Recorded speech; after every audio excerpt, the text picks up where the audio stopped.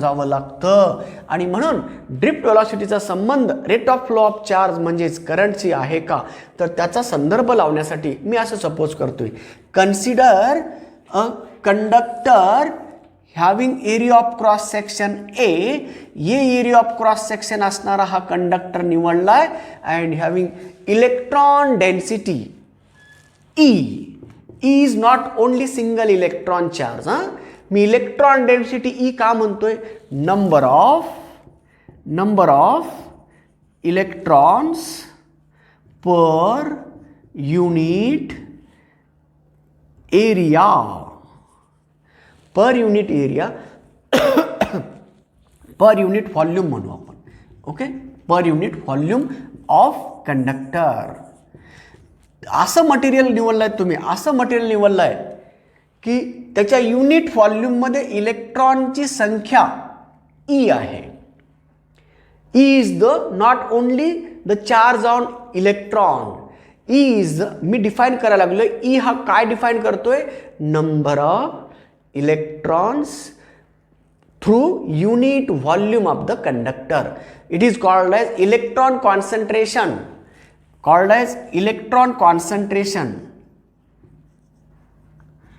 Concentration of electron. मग आता unit व्हॉल्यूममध्ये एवढे इलेक्ट्रॉन आहेत. ओके, आता मी असं म्हणतो, ई कन्फ्यूज होतं, मी एन घेतो. Suppose n be the number of electrons per unit volume of conductor. Where what is n? N is the number of electrons per unit volume of the conductor. Okay, म्हणजे unit व्हॉल्यूममध्ये मिळणाऱ्या इलेक्ट्रॉनची संख्या ही आहे. आता given volume of the कंडक्टरमध्ये total electron किती मिळाले म्हटलं तर तुम्ही काय सांगणार, therefore number of electrons in given volume volume V काय राहणार, एन इंटू व्ही.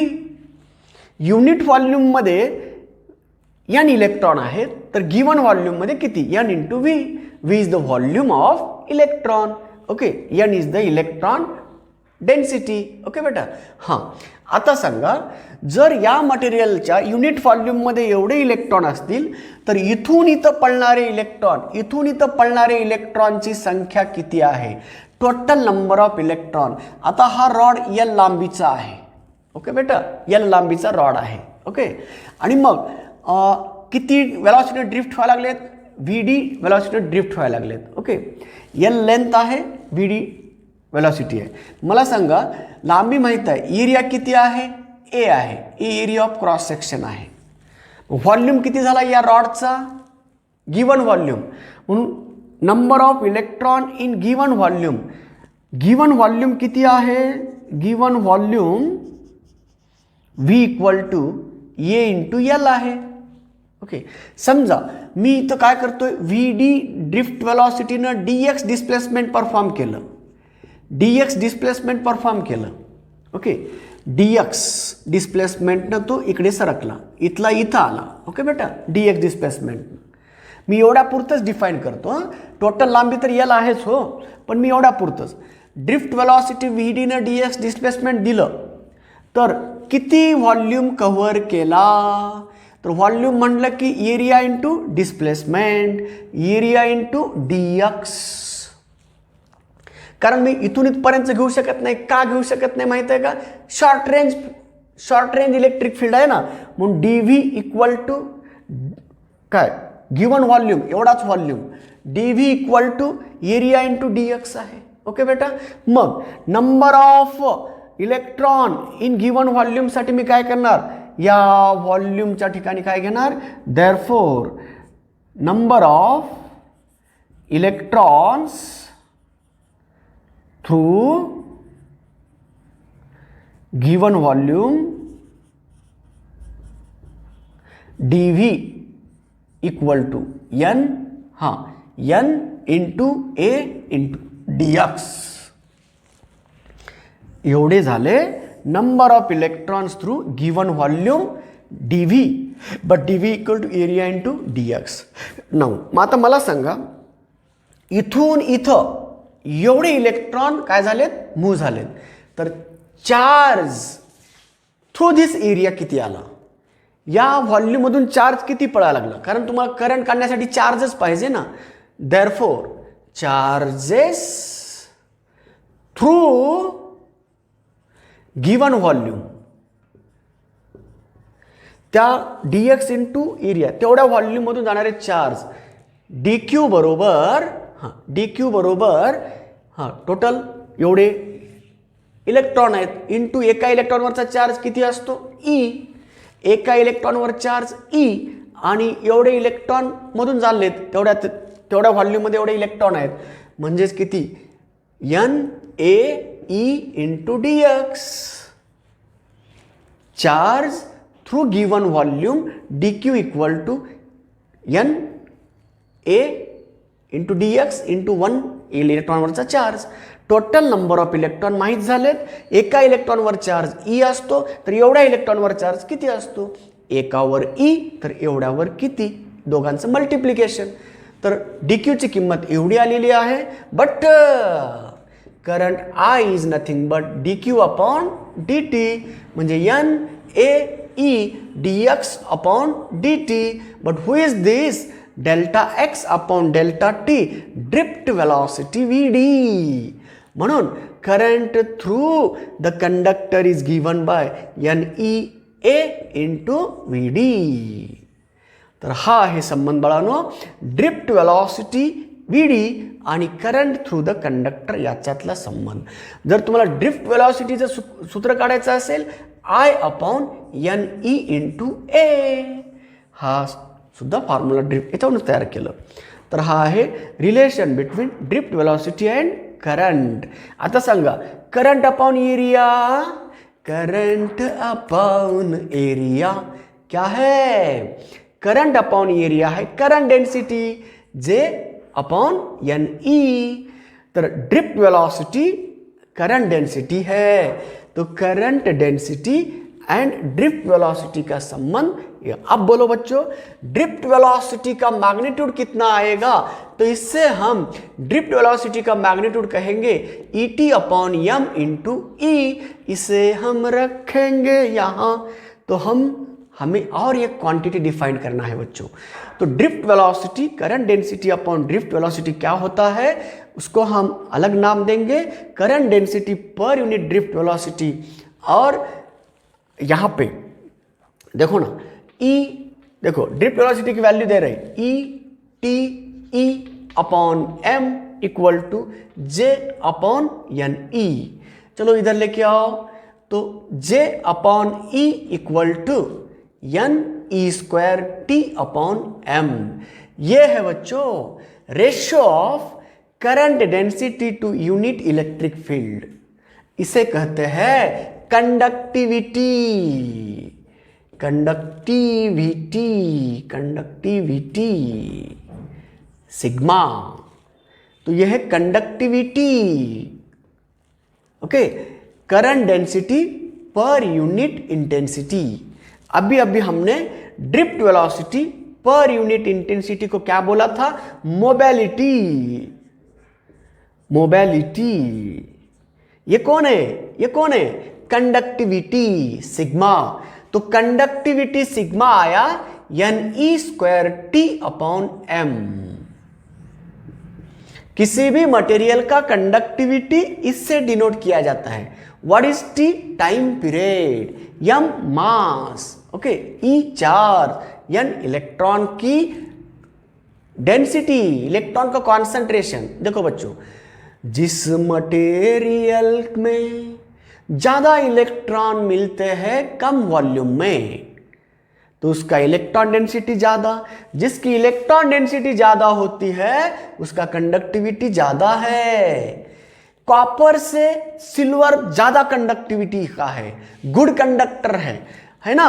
जैसे हम एल्यूमिनियम से कॉपर को गुड कंडक्टर बोलते हैं, कॉपर से गोल्ड को गुड कंडक्टर बोलते हैं, सिल्वर को गुड कंडक्टर बोलते हैं.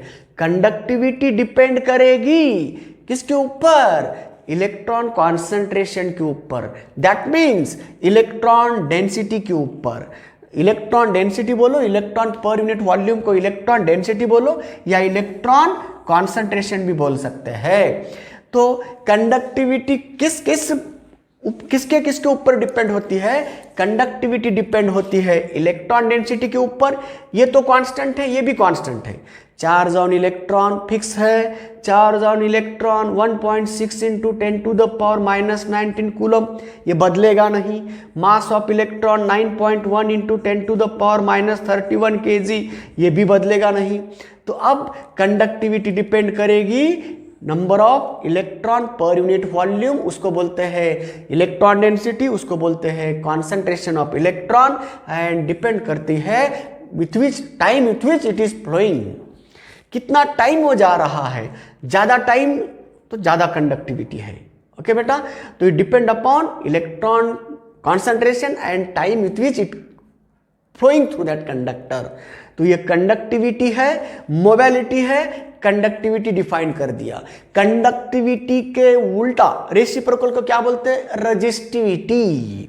तो रेसिप्रोकल ऑफ कंडक्टिविटी को हम रेजिस्टिविटी बोलते हैं। 1/σ बोलिए, 1/σ बोलने के बाद इंटेंसिटी अपॉन J होता है। अब यहां बनेगा m/NE²T। यह है बच्चों रेजिस्टिविटी। तो resistivity is the reciprocal of conductivity. तो ये टेंडेंसी है मटेरियल की, रेजिस्टिविटी हो या कंडक्टिविटी हो, ये मटेरियल की क्या प्रवृत्ती आहे, ही स्वभाव आहे तिचा, ही एक अशी टेंडेन्सी आहे तिची काय करण्याची, help to flow the current आणि oppose to flow the current, करंटला अपोज करण्याची प्रवृत्ती रेजिस्टिविटी, करंटला फ्लो पळून घेऊन जाण्याची मदत करण्याची प्रवृत्ती कंडक्टिविटी। रेजिस्टिविटी कंडक्टिविटी या डिफाइन करतो मी, कारण कंडक्टिविटी कुणावर डिपेंड असते असं म्हणतात, रेजिस्टिविटी कुणावर डिपेंड असतं असं म्हणतोय आपण भविष्यात बोलणार आहोत।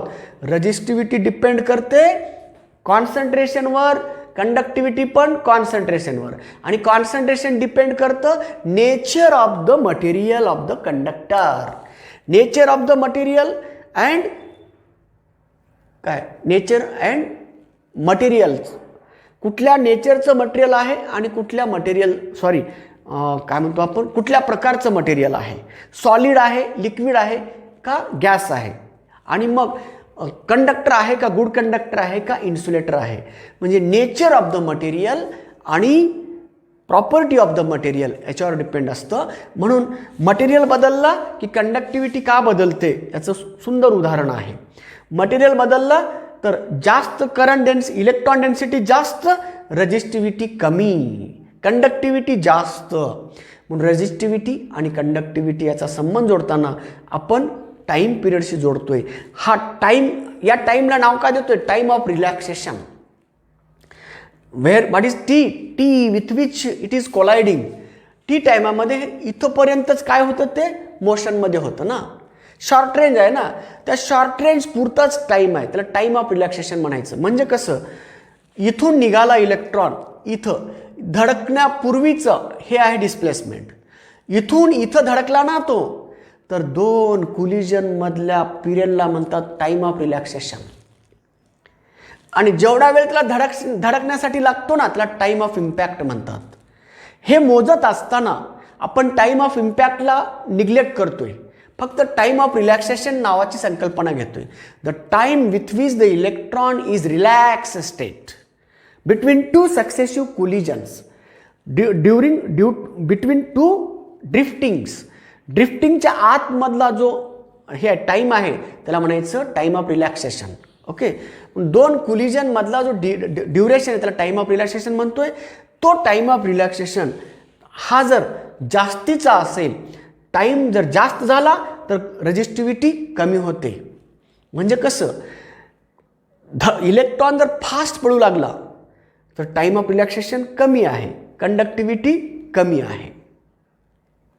जर टाइम ऑफ रिलॅक्सेशन फास्ट पळतोय म्हणजेच टाइम ऑफ रिलॅक्सेशन कमी झालं, जर एखादा इलेक्ट्रॉन जोरात पळतोय तर त्याला टाइम ऑफ रिलॅक्सेशन कमी आहे।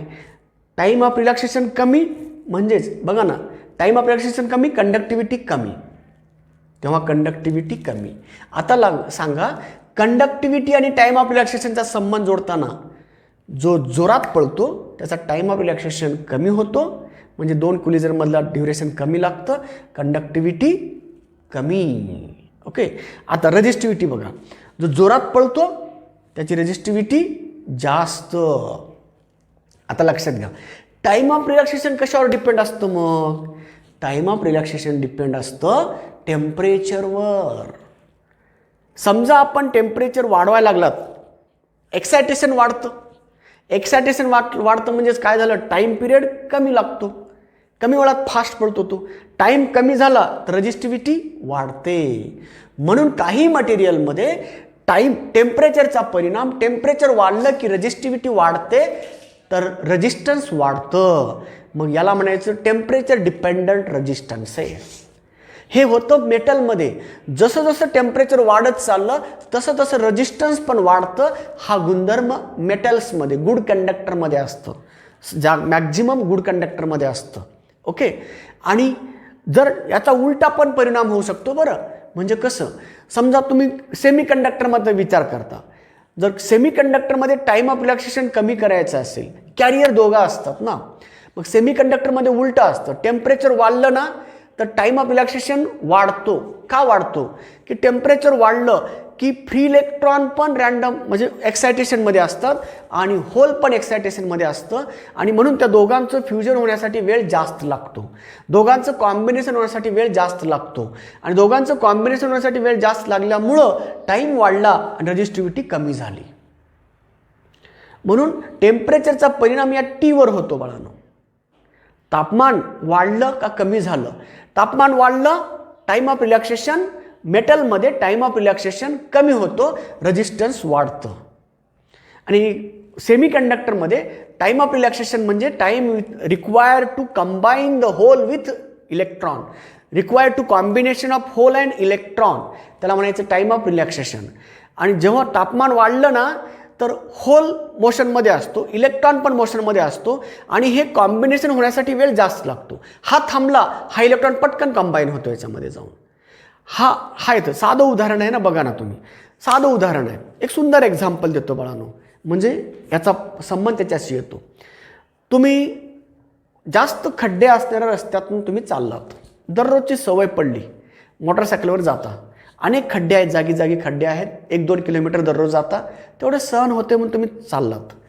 दररोज कॉलेजला जातात तेव्हा तुम्ही गाडीवर जाता, सायकलवर जाता, बायसिकलवर जाता, चालवत चालवत, सायकल चालवत चालवत जाता. खड्डे तुम्हाला माहीत असतात. अचानक एका दिवशी तुमचा नवीन फ्रेंड आला, कॉलेज जॉईन केला, त्यांनी सायकल घेतला आणि तुमच्यासोबत आला मागे मागे. तर तुमच्या स्पीडनुसार तो येऊ शकतो का कॉलेजला? पहिला दिवस, त्याचा पहिला दिवस आहे, तुमची स्पीड जी आहे त्या स्पीडनं ती सायकल त्या खड्ड्याचे असणाऱ्या रस्त्यातनं जाऊ शकतो का? जाऊ शकत नाही. का? कारण तुम्हाला सराव झालेला असतो, खड्डा कुठं आहे काय नाही, त्यानुसार तुम्ही काय करता, कटा मारत मारत खड्डे बचून निघून जाता. पण तो नवीन आलेला जो असतो ना, त्याला माहीत नसतं की या खड्ड्याला चुकवा गेलं तर त्या खड्ड्यात जाऊन पडू शकतो तो. म्हणजेच आदळत आदळत जाण्यासाठी त्याला रेजिस्टन्स जास्त लागतं, त्याला वेळ जास्त लागतो. बघा, म्हणजेच खड्ड्यानी दोघांसाठी रस्ता तोच आहे हो, पण एक जण नवीन पळणारा आहे, दुसरा जुनाच आहे. तर जेव्हा तुम्हाला माहीत झालं खड्डा तिथं आहे, तुम्हाला इथूनच असं टर्न करावं लागतं आणि असं कटा मारत मारत तुम्ही फास्ट निघून जाता. पण तुमचा नवीन आलेला फ्रेंड एका ना एका खड्ड्यामध्ये पडणार तो, राईट? आता बघा साधं उदाहरण.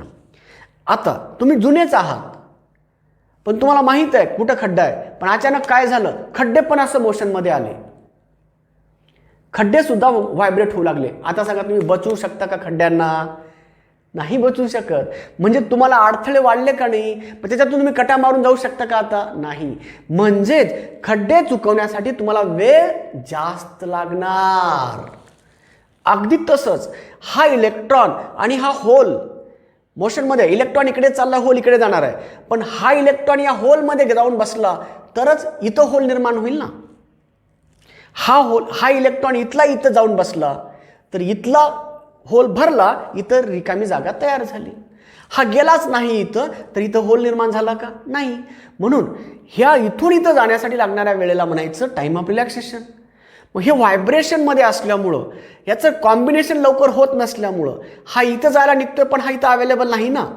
मग इथं जाण्यासाठी हा इथं जाणार आहे, पण जागाच तिथं अवेलेबल नाही आहे. मग हा इकडे जातोय, हा जायला निघतोय, हा जायला निघतोय, तो इथं नसतोय.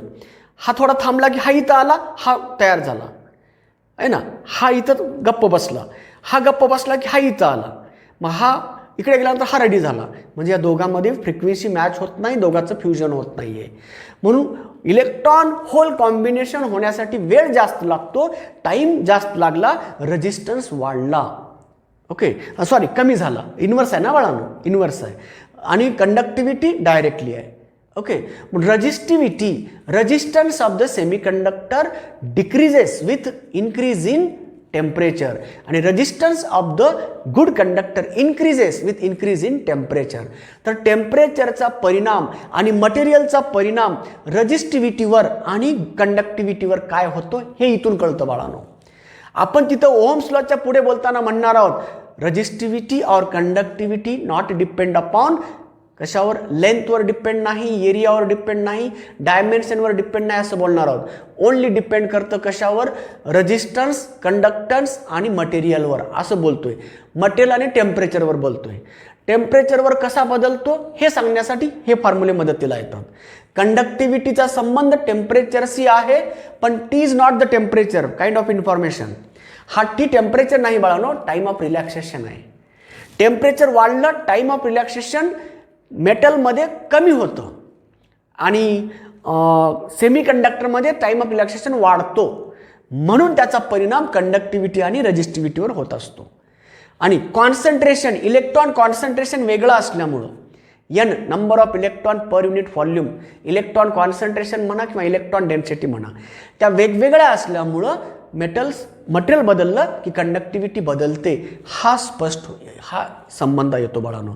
म्हणून कंडक्टिव्हिटी काय आहे, रेजिस्टिव्हिटी काय आहे, मोबॅलिटी काय आहे आणि मोबॅलिटी, कंडक्टिव्हिटी, रेजिस्टिव्हिटी या टर्म्स डिफाईन केलेल्या आहेत.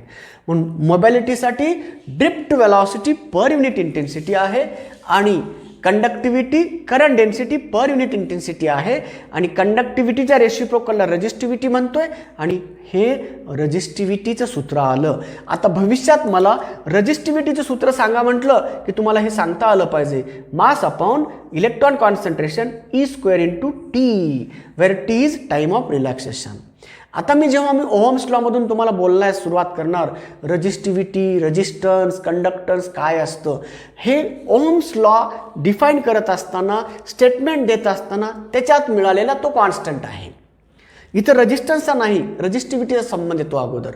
तर विद्यार्थी मित्रांनो, ड्रिफ्टिंग ऑफ इलेक्ट्रॉन म्हणजे काय, ड्रिफ्ट वेलॉसिटी काय असतं, ड्रिफ्ट वेलॉसिटीचं सूत्र काय असतं, इलेक्ट्रॉन कॉन्सन्ट्रेशन काय असतं, इलेक्ट्रॉन डेन्सिटी काय असते, गिवन व्हॉल्यूममधल्या इलेक्ट्रॉन डेन्सिटीचा संबंध काय असतो आणि त्याचा ड्रिफ्ट वेलॉसिटीसोबतचं रिलेशन काढलं, ड्रिफ्ट वेलॉसिटी आणि इंटेन्सिटीचं रिलेशन काढलं, मोबॅलिटी डिफाईन केला, त्याच्यानंतर ड्रिफ्ट वेलॉसिटीचा आणि करंटचा संबंध काढला, कंडक्टिव्हिटी डिफाईन केला, ड्रिफ्ट वेलॉसिटीमधून इंटेन्सिटी आणि कंडक्टिव्हिटी डिफाईन केलं, जे अपॉन ई कंडक्टिव्हिटी आहे आणि मग कंडक्टिव्हिटीवरनं रेजिस्टिव्हिटी डिफाईन केलं.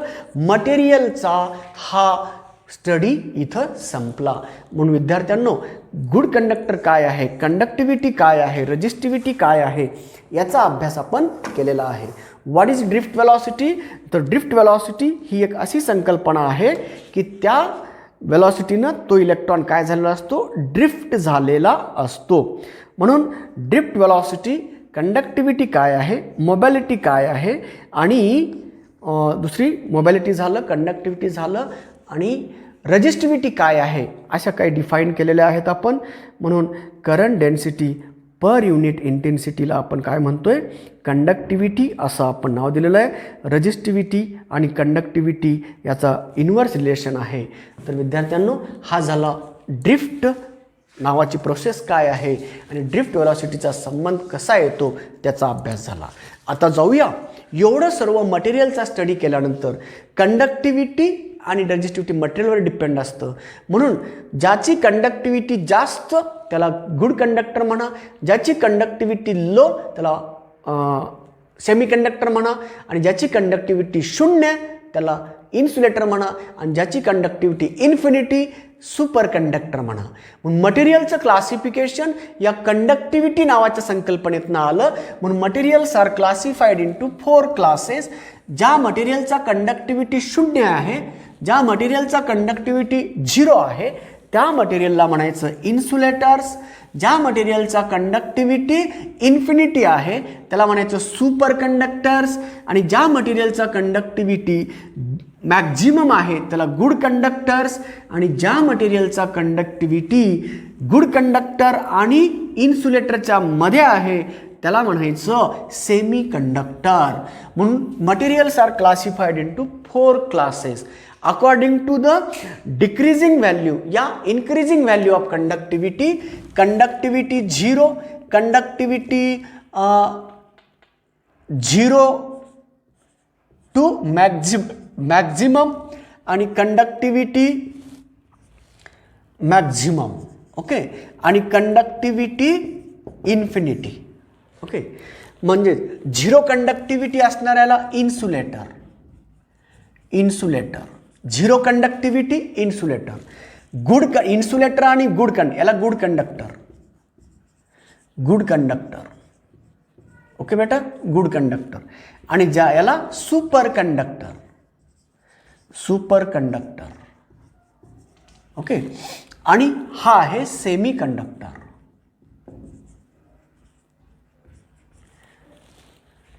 आता हे कंडक्टिव्हिटी बद्दल बोलले मला. कंडक्टिव्हिटी. आता उलट रजिस्टिव्हिटी 0, रजिस्टिव्हिटी 0 पेक्षा मोठी आणि मॅक्स पेक्षा लहान. हे रजिस्टिव्हिटी कुणाचं? Good conductor. आणि रजिस्टिव्हिटी गुड कंडक्टर आहे ना. रजिस्टिव्हिटी मिनिमम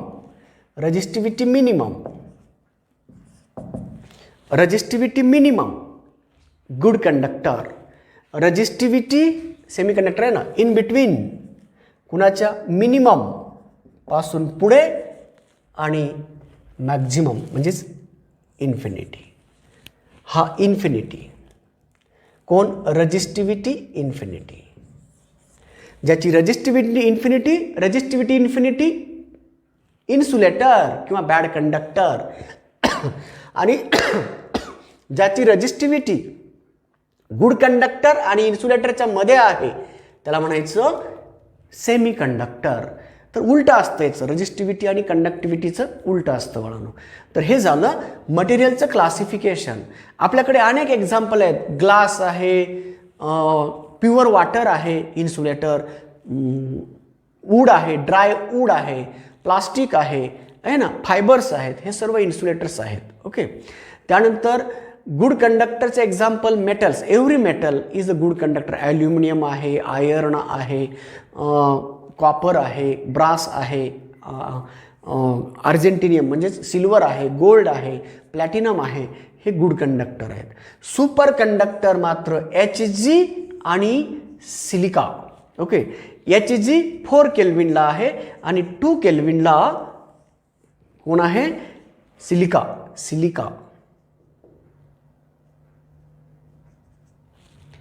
2 केल्विन म्हणजेच किती बघा, -273 मधून 2 गेले, -271 डिग्री सेल्सिअसला सिलिका हा सुपर कंडक्टर म्हणून त्याची रजिस्टिव्हिटी 0 झाली आणि कंडक्टिव्हिटी इन्फिनिटी झाली.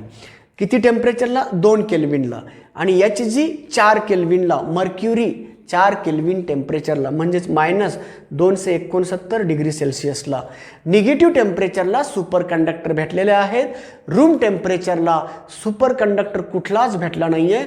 अलॉईज मिक्स करू सुपर कंडक्टर बनवण्याचा प्रयत्न चालू आहे. आणखीन कुणाच्या हाताला सुपर कंडक्टर म्हणजे रूम टेम्परेचर म्हणजे जवळपास 27 डिग्री सेल्सिअसला आपणाला कुठलंच मटेरियलचा रजिस्टिव्हिटी 0 झालेला नाही आहे किंवा कंडक्टिव्हिटी इन्फिनिटी झालेली नाही आहे. म्हणून आतापर्यंत रूम टेम्परेचरला सुपर कंडक्टर मिळाला नाही आहे. ज्या दिवशी मिळाला त्या दिवशी आपण त्याचं खूप मोठं स्वागत करूया आणि मग त्याला स्वीकारायला सुद्धा सुरुवात करूया.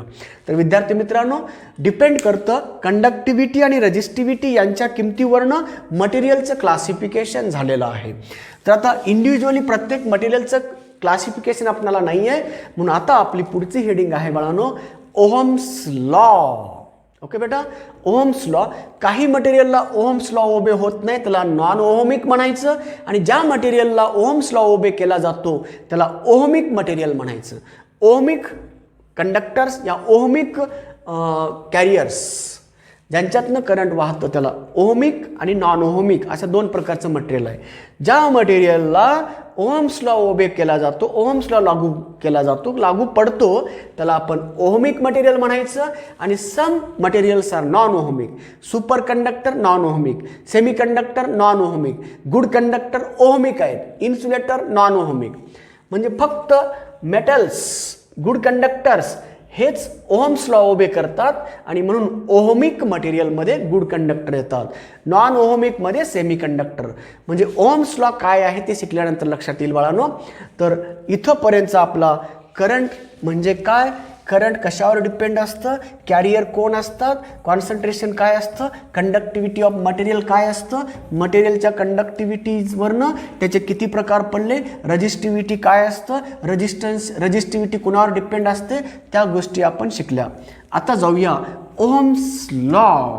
ओके बेटा, तर ओहम्स लॉ कोण आहे, ओहम्स या व्यक्तीनं, या सायंटिस्टनं ओहम्स लॉ हे सर्वांच्या परिचयाचं आहे बाळांनो. पण तुम्ही म्हणा की सर आम्ही शिकलोय ओहम्स लॉ, पण त्या ओहम्स लॉकडे पाहण्याचा दृष्टिकोन आता आपल्याला बदलायचा आहे.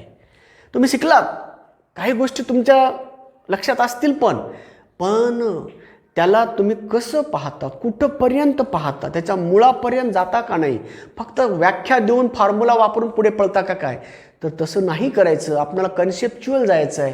प्रॉब्लेम कसाही विचारू शकतात, त्या प्रत्येक प्रॉब्लेमचं उत्तर जर आपल्याला 100% मिळवायचं असेल तर आपल्याला कन्सेप्च्युअली जायचं आहे, आपल्याला त्याचा कन्सेप्ट समजून घ्यायचं आहे. तर विद्यार्थी मित्रांनो, ओहम्स लॉ आणि ओहम्स लॉबद्दल बोलत असताना ओहम्स लॉची स्टेटमेंट काय आहे असं जर विचारलं तुम्ही पटकन सांगता, ohm's law is stated as the potential or current flowing through the conductor is directly proportional to potential difference applied across the conductor. विद्यार्थी मित्रांनो, ही स्टेटमेंट 10वी पर्यंत ठीक होती, पण आता पुढच्या स्टेटमेंट, त्या स्टेटमेंटला पूर्णत्व प्राप्त करण्यासाठी अपूर्ण व्याख्या येते, त्याला ऑब्जेक्शन येऊ शकतं. म्हणून त्या ठिकाणी त्या लेवलला ती व्याख्या बरोबर होती, पण जसं जसं आपण आता शहाणे होत चाललो आहे, नवीन नवीन नॉलेज घेत चाललो आहे, डिटेलमध्ये स्टडी करायचं आहे म्हटल्यानंतर आता आपल्याला थोडं बारकाईनं त्याला डिफाईन रीस्टेटमेंट द्यायचं आहे आपल्याला. म्हणून restated as, Ohm's law can be restated as the current flowing through the conductor is directly proportional to the potential difference applied across the conductor if physical state of the conductor kept constant. ही अत्यंत महत्त्वाची concept आहे बाळांनो. जोपर्यंत तुम्ही या मटेरियलला, या वायरचं material constant ठेवत नाही, मटेरियल फिजिकल स्टेट आहे, लेंथ कॉन्स्टंट ठेवत नाही आहे, लेंथ कॉन्स्टंट ठेवत नाही आहे, डायमेन्शन आहे त्याचं. Okay, area of cross section constant ठेवत नाही आहे, डायमेन्शन आहे त्याचं. म्हणजे area of cross section material एकच वायर तुम्ही वापरता, अख्खा प्रयोग होईपर्यंत तुम्ही बॅटरीचं पोटेन्शियल डिफरन्स बदलायला लागलात, याच्या ॲक्रॉसमध्ये जोडलेलं पोटेन्शियल डिफरन्स बदला तुम्ही, आणि त्यातून वाहणारं करंट मोजणार आहात. परंतु हे करत असताना तुम्ही कुठल्या कुठल्या गोष्टी कॉन्स्टंट ठेवताय, रूम टेम्परेचर कॉन्स्टंट ठेवलं पाहिजे. फिजिकल स्टेट आहे बाळा ती एक, टेम्परेचर फिजिकल स्टेट आहे, म्हणून रूम टेम्परेचर कॉन्स्टंट ठेवावं लागेल, म्हणजे या मटेरियलचं टेम्परेचर कॉन्स्टंट ठेवावं लागेल. त्यानंतर अख्खा मटेरियल अख्खा एक्सपेरिमेंट पूर्ण होईपर्यंत हे मटेरियल बदलायला नको आहे. त्यानंतर मटेरियल सेम आहे आणि टेम्परेचर सेम आहे, फिजिकल स्टेट दोन घेतल्या आपण. ओके बेटा, आता मग current flowing through that conductor, आता तुम्ही हा तुकडा तुमचा कायम आहे म्हणल्यानंतर ऑटोमॅटिक दोन गोष्टी कॉन्स्टंट राहिल्या तुमच्या. हा तुकडा तुम्ही कायम ठेवताय, म्हणजे त्याची लांबी पण कॉन्स्टंट राहिली आणि एरिया ऑफ क्रॉस सेक्शन पण कॉन्स्टंट आहे. मग ॲटोमॅटिक ते कॉन्स्टंट राहिलेत. म्हणून गिवन मटेरियल म्हणण्यापेक्षा गिवन